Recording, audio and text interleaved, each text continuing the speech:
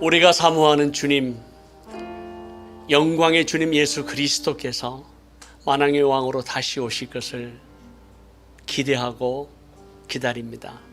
사랑하는 기도 동역자님, 그동안 평안하셨습니까? 오늘 특별히 말씀을 전해 주실 분은 SWM 코리아의 대표로 섬기시는 이재진 선교사님께서 말씀을 전해 주시겠습니다. 말씀 들을 때에 아멘으로 화답하시며 함께 하나님 앞에 영광 돌리는 귀한 시간 되기를 기대합니다.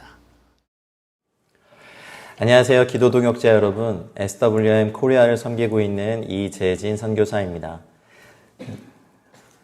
떨어져 있지만 곳곳에서 함께 기도하시는 분들과 오늘 말씀 나눔과 기도 같이 하고 싶습니다. 오늘 함께 볼 하나님의 말씀 본문은 빌립보서 2장의 말씀입니다. 빌립보서 2장 13절부터 16절까지 말씀 같이 읽고 메시지 나누겠습니다. 빌립보서 2장 13절부터 16절까지 말씀입니다. 제가 봉독해 올리겠습니다. 너희 안에서 행하시는 이는 하나님이시니 자기의 기쁘신 뜻을 위하여 너희에게 소원을 두고 행하게 하시나니 모든 일을 원망과 시비가 없이 하라. 이는 너희가 흠이 없고 순전하여 어그러지고 거스르는 세대 가운데서 하나님의 흠없는 자녀로 세상에서 그들 가운데 빛들로 나타내며 생명의 말씀을 밝혀 나의 다름질이 헛되지 아니하고 수고도 헛되지 아니하므로 그리스도의 날에 내가 자랑할 것이 있게 하려 함이라. 아멘. 코로나로 인해 여러 가지 변화가 저희들에게 강조되고 있는 시즌입니다.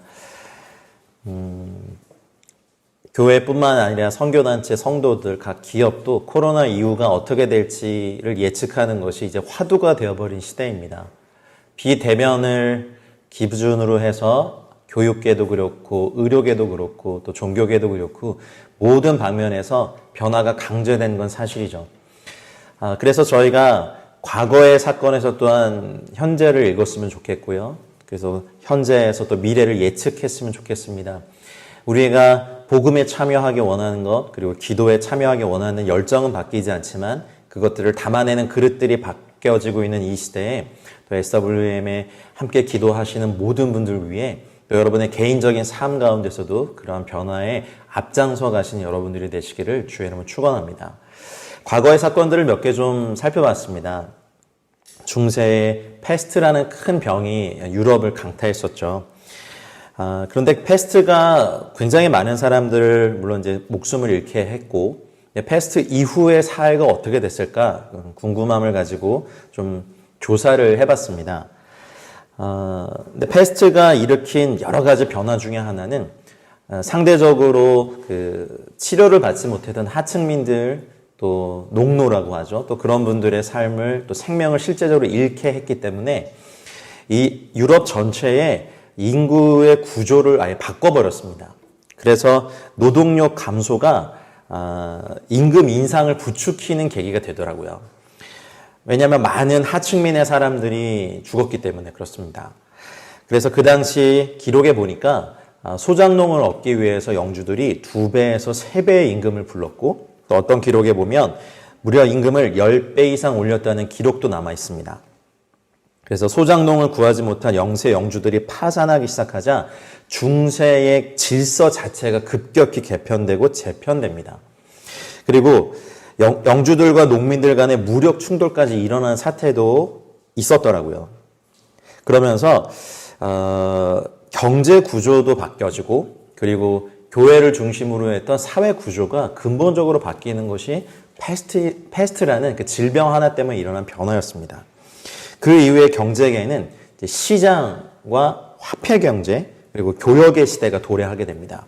그래서 화폐 경제가 시작이 되면서 경제력을 가진 시민 계급이 등장하게 되고 그들이 이제 농민들은 또 봉건제의 굴레를 벗게 되니까 자유민의 한 세대가 형성이 돼요. 그리고 그들의 세력이 커짐으로 말미암아 근대 사회가 패스트 때문에 촉발된 변화로 말미암아 시작이 되었다라고 많은 학자들이 결론을 내린 걸 읽어봤습니다. 그리고 상대적으로 노동력, 그 임금이 싼 농촌으로 많은 지금으로 말하면 소상공인들이 이주하면서 과거 대도시에 집중됐던 발전의 양상이 이제 국가 전체에 나눠지게 되면서 국가 전체가 전반적인 성장과 또 국가 성장의 계기가 되는 변화가 패스로 말미암아 일어나게 되죠. 그리고 여러분 잘 아시다시피 그 16세기에 유럽을 강타했던 천연두가 있었습니다.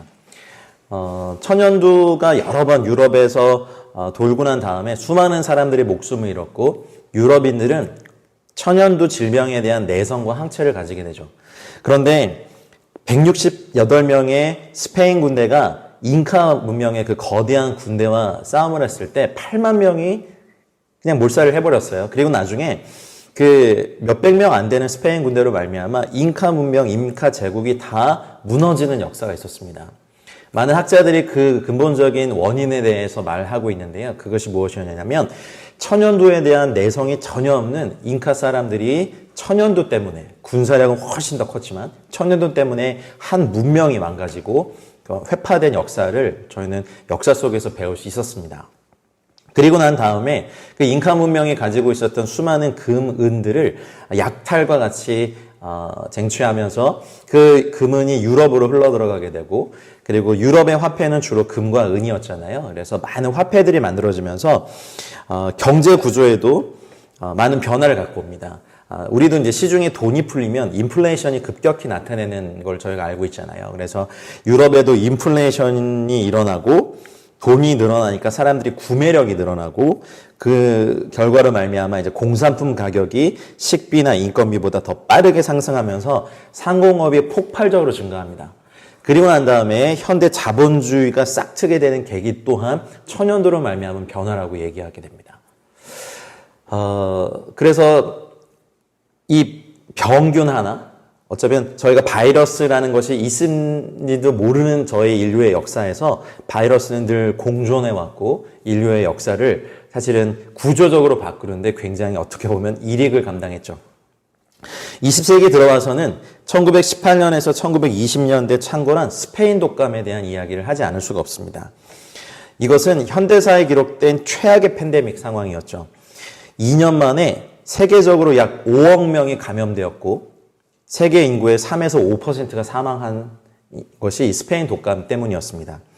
제1차 세계대전의 사망자가 대략 2,200만 명 정도인데 스페인 독감 사망자는 무려 5천만에서 1억 명에 달하는 어마어마한 숫자가 죽게 됩니다. 인구 비례 기준으로는 14세기 중세 유럽을 강타한 패스트가 역사상 최악의 전염병이라고 할 수 있지만 절대적인 사망자 수 기준으로는 스페인 독감이 전무후무합니다. 그리고 바이러스는 박멸되지 않는 거 잘 알고 계시죠? 이 스페인 독감은 그 이후에도 계속해서 변종들을 일으키면서 A형 바이러스 균의 그 종류에 분류된다고 하더라고요. 그래서 지금도 저희들이 가을이나 겨울에 독감 예방 접종을 맞을 때 그 인플루엔자 A형에 속하는 독감이 스페인 독감이라고 합니다. 이 말은 바이러스는 원래 인류의 역사에서 항상 같이 있었고 그리고 앞으로도 어떻게 보면 이 바이러스와 같이 살아가야 되는 시대로 갈 수밖에 없다는 사실입니다. 그렇다면 지금 21세기를 강타하고 있는 코로나 이후에 각 사회의 모습은 어떠할 것인가? 저는 미래학자가 아니기 때문에 예측해 드릴 수는 없지만 적어도 저희가 몸담고 있는 이 선교회와 또 저희 교회 그리고 성도들에 대하여서 아주 조심스러운 예측을 오늘 빌립보서 말씀을 통하여서 하고 싶습니다. 복음은 변하지 않습니다. 복음은 영원합니다. 그러나 그 복음을 담아내는 그릇들과 형태는 매 세대마다 항상 변화를 가져왔었습니다. 지금 uncontact, contactless, 개인 간의 거리두기가 너무 활발히 진행되고 있죠. 재택근무와 온라인 쇼핑이 이제 대세이고요. 오프라인 매장들도 속속들이 철수하고 있습니다. 이제 각국의 재정은 과거의 국가 재정이 도로와 철도, 항만을 까는데 건설하는 데 사용되었다면 이제는 통신과 IT 인프라, 그리고 서버 구축에 집중되는 양상을 띠고 있는 것을 볼 수 있습니다. 국가 간의 거리 벌리기 모습도 저희가 간과할 수 없는 상황이죠. 각 나라들마다, 그 지역마다, 대륙마다 경제 블록화와 보호무역주의가 오히려 이전보다 더 강해지고요. 그리고 우리가 과거 선진국이라고 불렀던 많은 나라들의 그 민낯들을 저희가 이번에 볼 수 있었습니다. 그리고 중국과 미국과 중국이라는 그 G2라는 나라가 정말 전 세계를 이끌 수 있느냐라는 것에 심각한 질문도 던져지고 있는 것이 사실이죠. 선교의 양상도 많이 바뀌고 있습니다. 온라인 기도회, 그리고 온라인 양육과 훈련, 그 다음 온라인 사역의 복음 전파는 사실은 불과 몇 년 전만 해도 저희가 상상할 수 없는 수준이었습니다. 그런데 지금 오히려 이것들이 더 많은 열매를 맺고 있는 것을 저희 보게 됐고요. 제가 가깝게 관계를 맺고 있는 우리 목사님들도 연세가 많으신 분들도 있고 그런데 야, 내가 이 나이에 유튜브를 해야 돼 라고 하면서 그래서 어떻게 다 해내세요. 그런 거 보면서 어쩌면 우리가 지금 이 시대에 출애굽 1세대가 가데스 바네아에서 가나안 땅을 정탐하고 이스라엘 백성과 하나님께 보고를 드려야 되는 바로 그 시기에 있는지도 모르겠습니다. 10명의 정탐꾼은 부정적인 얘기를 했죠. 그러나 2명, 여호수아와 갈렙은 그것에 대해서 긍정적인 보고를 하고 우리에게 주신 땅이 맞다라고 취하고 올라가자라고 해서 그 땅을 취하게 됩니다.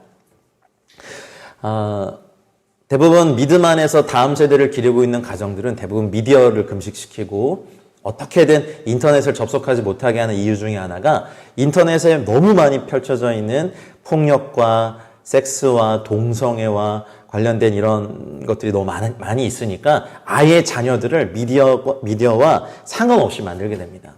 그런데 오히려 하나님께서 저희들에게 온라인이라는 새로운 약속의 대륙을 보여주신 것 같아요.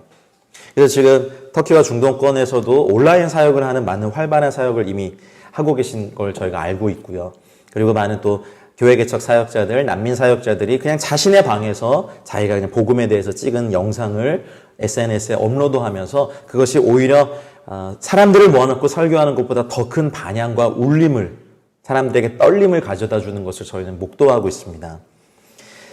사도 바울이 말한 것처럼 저희 안에는 이미 하나님께서 당신의 그 기쁘신 뜻을 위하여 우리에게 소원을 두고 선교단체를 통하여서 기도 동역을 통하여서 재정 동역을 통하여서 우리가 이 일을 해온 것이 사실입니다. 그러나 우리는 이제 이것을 담아내는 그릇들이 바뀌어야 되는 상황을 또 맞이하고 있고 그런 시대를 살고 있습니다. 흠이 없고 순전하여 어그러지고 거스르는 세대 가운데서 하나님의 흠없는 자녀로 세상에서 그들 가운데 빛들로 나타내기 위하여서 오늘 이 기도회 때 2가지를 말씀드리고 싶습니다.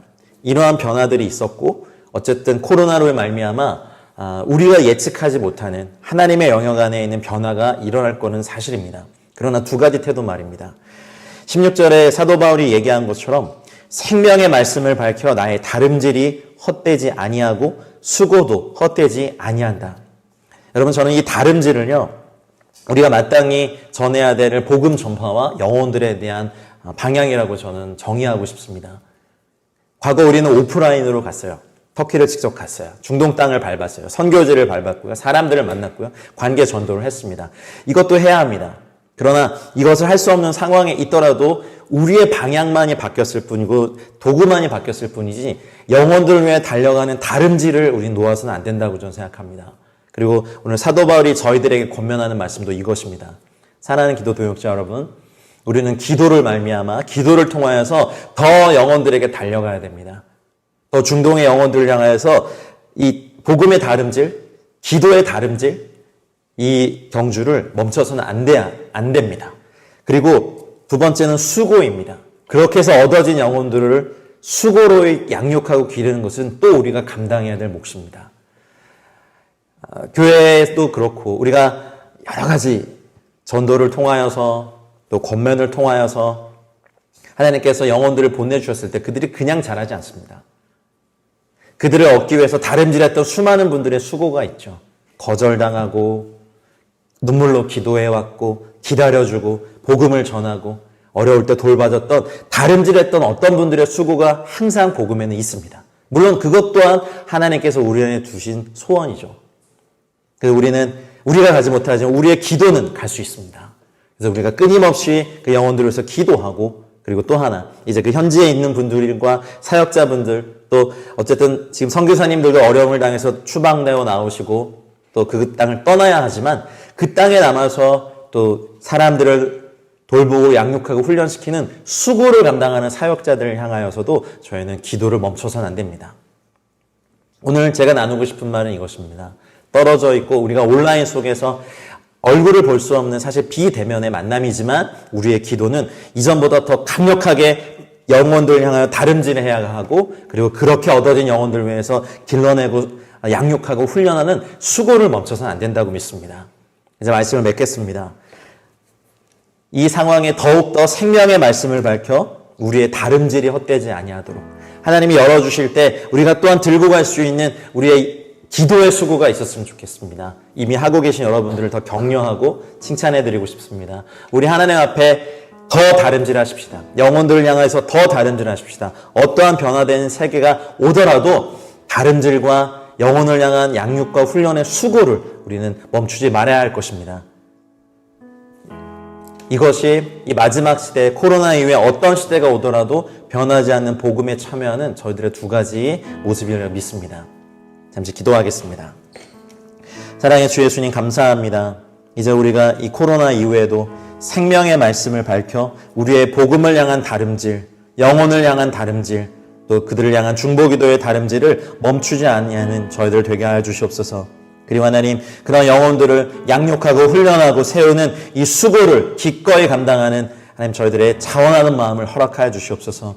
하나님 기도로 재정으로 물질로 여러 가지 방법으로 우리가 함께 동역하며 주님의 다시 오심을 예비하는 저희들 되게 하여 주시옵소서. 감사와 찬양과 영광을 올려드리며 이 모든 말씀 우리 주 예수 그리스도 이름으로 기도하였습니다.